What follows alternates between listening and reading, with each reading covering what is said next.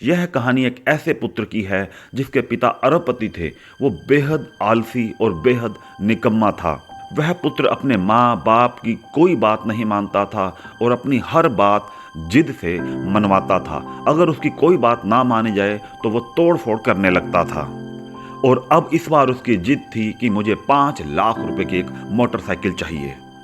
क्योंकि वह पुत्र लापरवाह था, उसके पिताजी उसे मोटरसाइकिल देने से डर रहे थे और इशारों ही इशारों में उसे टालते चले जा रहे थे। एक दिन पुत्र का गुस्सा आसमान पर पहुंच गया और उसने तोड़फोड़ शुरू कर दी। घर के इस कलह की वजह से उसके पिता ने अपने दोस्त से सलाह मांगी। उन्होंने अपने दोस्त को सारी बात बताई और उसके दोस्त ने उन्हें एक आइडिया दिया जो उन्हें बेहद पसंद आया। अगले दिन पिताजी ने पुत्र को कहा कि मैं तुम्हें मोटरसाइकिल के पैसे देने को तैयार हूं, लेकिन मेरी 2 शर्तें हैं।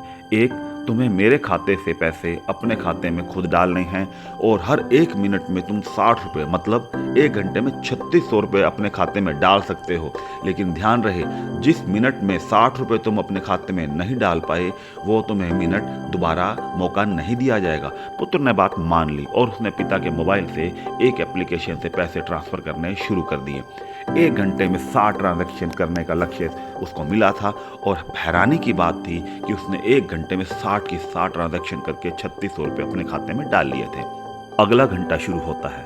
अगले घंटे में भी वो घड़ी पर नज़र रखता है। जैसे ही 1 मिनट होता है वह 60 रुपये अपने खाते में ट्रांसफ़र करता है और यह सिलसिला 3 से 4 घंटे चलता रहता है।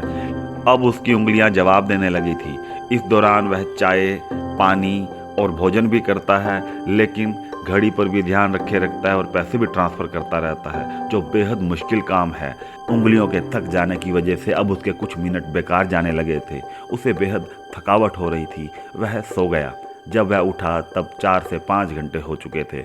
उसे बेहद अफसोस हुआ कि उसके 5 घंटे बर्बाद हो चुके हैं। चौथे दिन पैसों को ट्रांसफ़र करते करते वह शरीर से और मानसिक रूप से बेहद थक चुका था।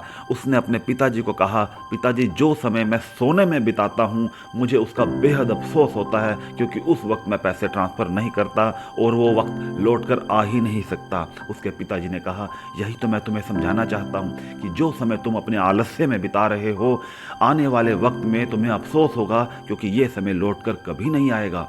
अगले दिन पिताजी जब काम पर जा रहे थे, जिस दौरान उनका पुत्र सोया रहता था, लेकिन आज उनका पुत्र तैयार होकर बैठा था और उसने पिताजी को कहा कि मैं भी आपके साथ काम पर चलूँगा। इसी तरीके से आप भी ध्यान रखिएगा, आप अपने वक्त का सही इस्तेमाल करें। कहीं ऐसा ना हो कि यह वक्त निकल जाए और आने वाले वक्त में आप अफसोस करें। वीडियो को लाइक, कमेंट और शेयर जरूर करिएगा। कल फिर हाजिर हो जाएंगे किसी नई कहानी के साथ। बहुत बहुत धन्यवाद।